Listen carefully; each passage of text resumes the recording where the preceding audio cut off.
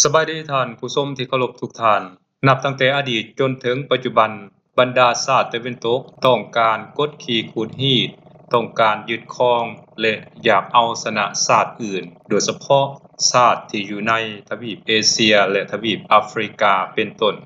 ในอดีตชาติตะวันตกเหล่านี้ก็ได้กดขี่และเอารัดเอาเปรียบชาติในเอเชียและชาติในแอฟริกาอยู่เสมอ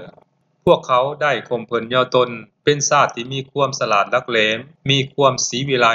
เหมาะที่จะเป็นเจ้านายของชาติอื่นในทุกๆชาติโดยเฉพาะชาติที่อยู่ในเอเชียและแอฟริกา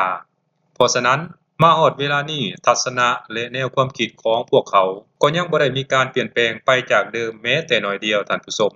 พวกเขายังคงคิดว่าพวกเขานั้นยังเป็นกลุ่มคนที่มีความวิเศษและสูงส่งกว่าชาติอื่นเหมือนเดิมเป็นไปบ่ได้ที่จะให้ชาติอื่นโดยเฉพาะชาติอยู่ในแอฟริกาและเอเชียนั้นมาเป็นเจ้านายหรือมาคอยบังคับบัญชาพวกเขา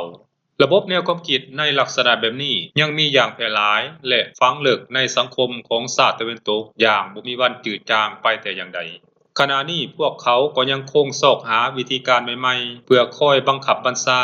หรือคอยควบคุมชาติในเอเชียและแอฟริกามาโดยตลอดโดยเฉพาะเพื่อให้ปฏิบัติตามสิ่งที่เขาต้องการเหมือนเดิมพวกเขาทนเห็นความเจริญ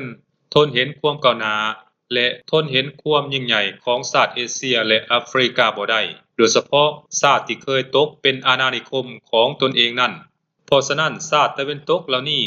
จึงมีความพยายามและสามัคคีกันเป็นอันหนึ่งอันเดียวกันเฮ็ดทุกอย่างเพื่อคัดขวงและเอาชนะชาติในเอเชียให้ได้โดยเฉพาะประเทศจีนและประเทศรัสเซียเป็นต้นนอกจากนั้นพวกเฮาก็ยังเห็นพฤติกรรมของพวกเขาที่แสดงออกมีลักษณะแบ่งแยกชนชาติและชนชั้นนำอีกเช่นการรังเกียจเชื้อชาติการรังเกียจคนที่มาจากทวีปอื่นจำแนกสีผิวและอื่นๆดังที่เคยเกิดขึ้นในหลายๆประเทศของชาติตะวันตกมาแล้ว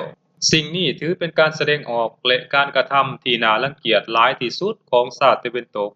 อีกประการหนึ่งการฆ่าทาสก็เกิดขึ้นจากการกระทำของคนผิวขาวโดยเฉพาะคนในทวีปยุโรปที่กระทำต่อคนในทวีปอื่นๆโดยเฉพาะในทวีปแอฟริกา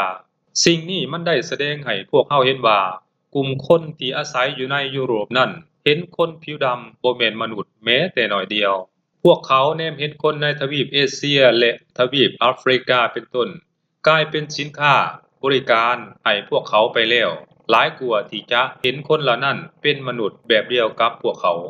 พวกเฮาจะสังเกตเห็นว่าปัญหาที่เกิดขึ้นทั้งมวลในโลกนี้ก็ล้วนแล้วแต่มีสาเหตุเกิดมาจากการประพฤติและการกระทำของชาติตะวันตกทั้งนั้นโดยเฉพาะฝรั่งเศสอังกฤษและอเมริกาเป็นต้นและในอดีตที่ผ่านมานั้นประเทศลาวของพวกเฮาก็ตกอยู่ในชะตากรรมแบบเดียวกับสิ่งที่ข้าพเจ้าได้เล่ามาข้างต้นนั่นแหละท่านผู้ชมสบายดี